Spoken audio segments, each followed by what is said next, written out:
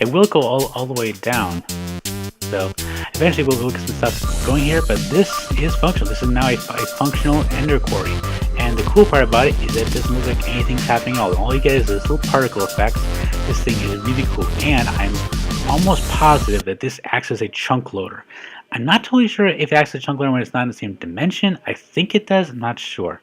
But at the moment, this thing is chugging away at 100, pretty much steady at 120 RF per tick. I could put more in there.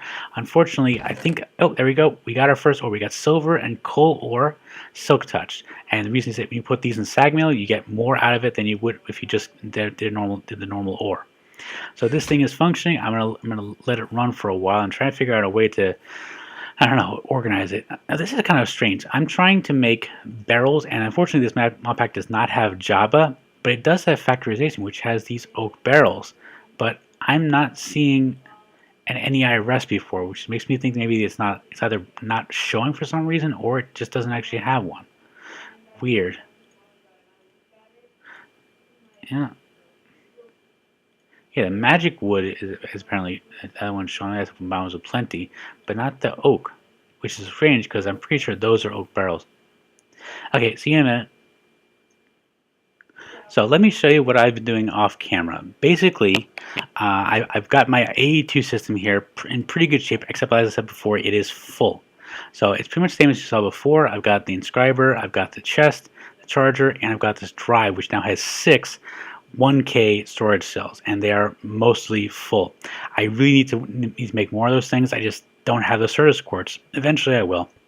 Oh, out here, I just have this QED, which is I used to make those ender markers, and a very useful device. This is also used to make magnum torches. I've also got this enderflux crystal, which is used to draw power from a power source into the QED. Not too bad. I'm finding that considering that these two, this is a solar panel 2 and a 3, is more than enough to power my AE2 system. Definitely fine for that. Unfortunately, over here, these two solar power 2 are not sufficient to power what I'm currently powering them with, which is, let me show you.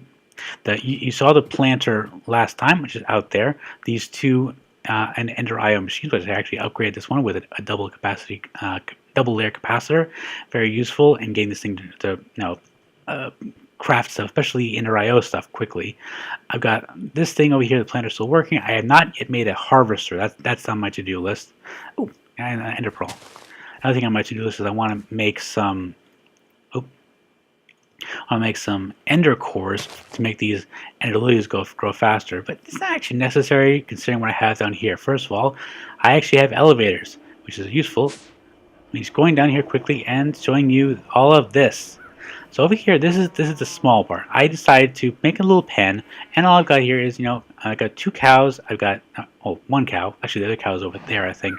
1 cow, 2 sheep, and I actually found a mystery safari ball which had this little raven in it. So I'm letting him hang out here. I thought he could actually fly, so I'm not sure how he can't get out of there. But he's kind of cute, so I'll leave him there. He's not despawning. So all this is an upgraded sewer, which is just giving me a full tank of sewage, which I could move upstairs once I build a compost and fertilizer and use that in the planter setup, but I haven't done it at the moment. Over here, I have a rancher. This is giving me a lot of wool. This is going to be very handy, and it was very handy in making a lot of these blackout curtains for this. This is now fully closed. This is perfectly functional, as you saw in the previous segment. I'm still working on putting signs in here just for safety's sake, because I'm pretty sure I know what I'm doing, but not always. This is the difference, though. So, as those of you know, last season what I did was what I always do, and I've done many times before, is that I made a animal farm as a first layer of this setup here.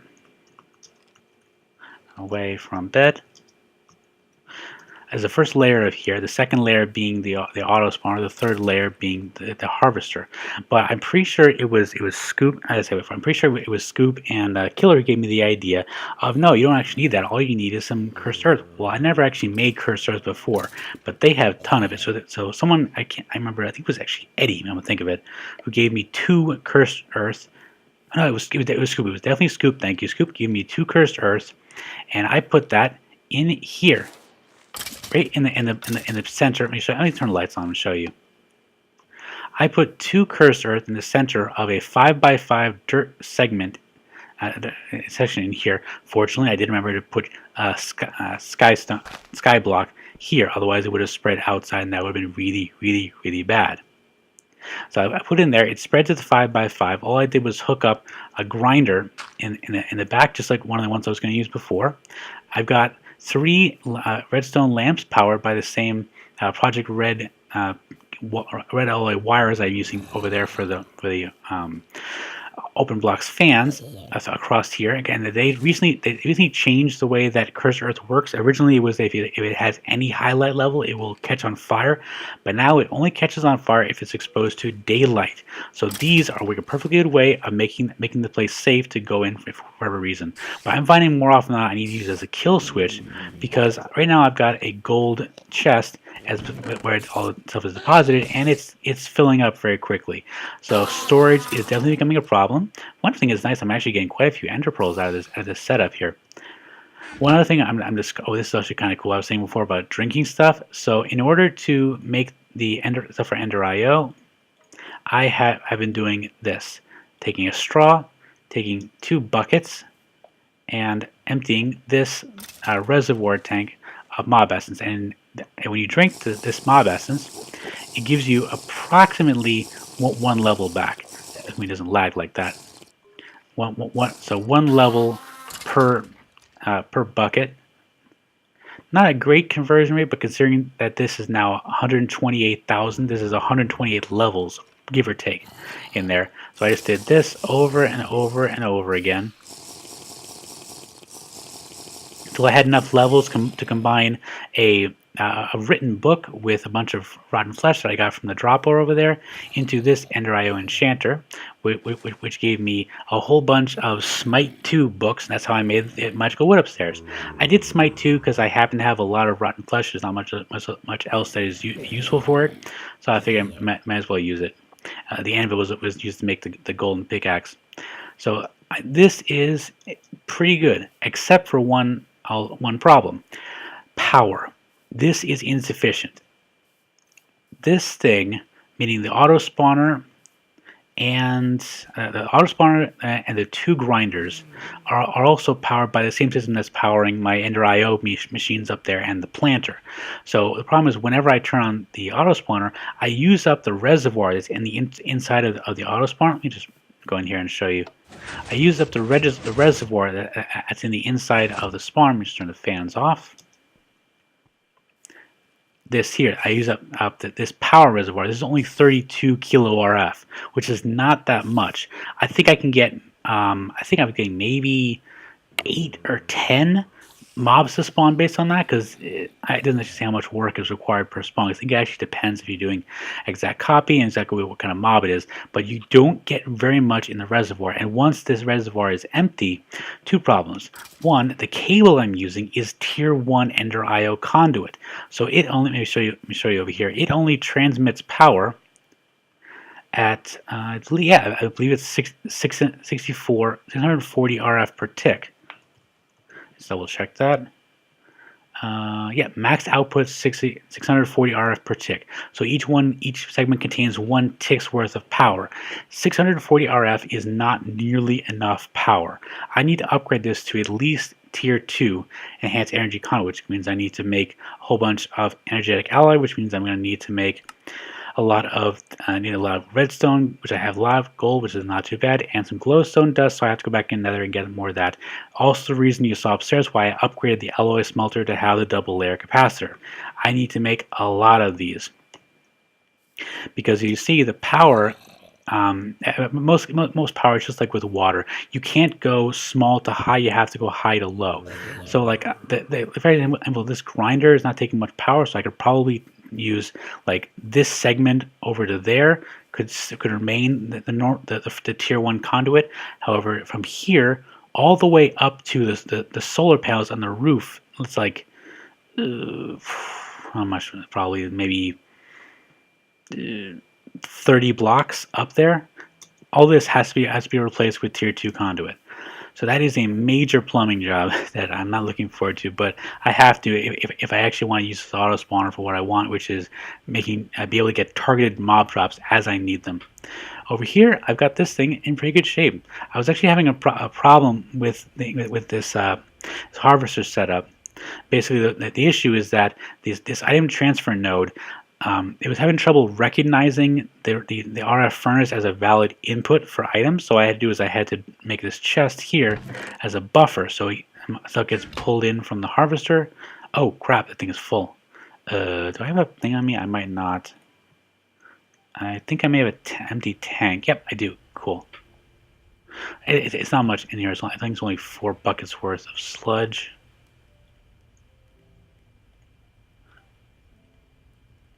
But that is actually a problem because I'm pretty sure once it has sludge, it will stop working. So I'll have to see. I might actually have to move it because I'm pretty sure that's this thing can only accept. Oh, let me check. It should be easy to test, but I'm pretty sure. There it is. I'm pretty sure that this will only work if it's on top. Set to input. Yes, he's like a little teeny bit in there, but it's not accepting. I'm pretty sure this has to be on top in order for it to be able to export to it. So I'll have to move this. I'll have to figure out some way of reconfiguring this when I get a chance. But, well, little things here. And of course, this problem will be the same thing once I make a harvester upstairs for the planter. That it's going to have the same problem with sludge. It's not a big issue, but you do have to consider whenever you automate anything, you need to have that much stuff in there. So over here, getting a decent supply of the essence berries. This actually helped me, I think, make 2 books for making the ender quarry. And the ores, slow but steady. I've already got a half stack each of copper and aluminum. Not bad considering I did my really little actual mining to get those. So this is a pretty good setup here. I built this mostly because I wanted the wool, because I want to get into Archimedes ships eventually, and I needed a lot of wool for that. I also needed a lot of wool in order to make all the elevators. One thing I am noticing though, let me show you here. If I go downstairs, in a second. If I go downstairs, this is of course the bottommost floor where I'm going to try and do Thaumcraft when I get around to it. I left this side open even though I did seal up this part of the floor. And the reason is this. Underneath here is a mob trap. It is a dark area. It's so dark that mushrooms can actually spread. I've seen it.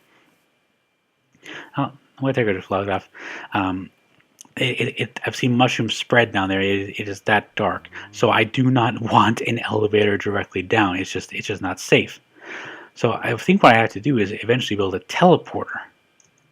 And I mean, there are other ways to do it. I think you have a couple other ways to transport through there. But this works pretty well. This takes me from my eastern module down to the basement. So it kind of works as it is.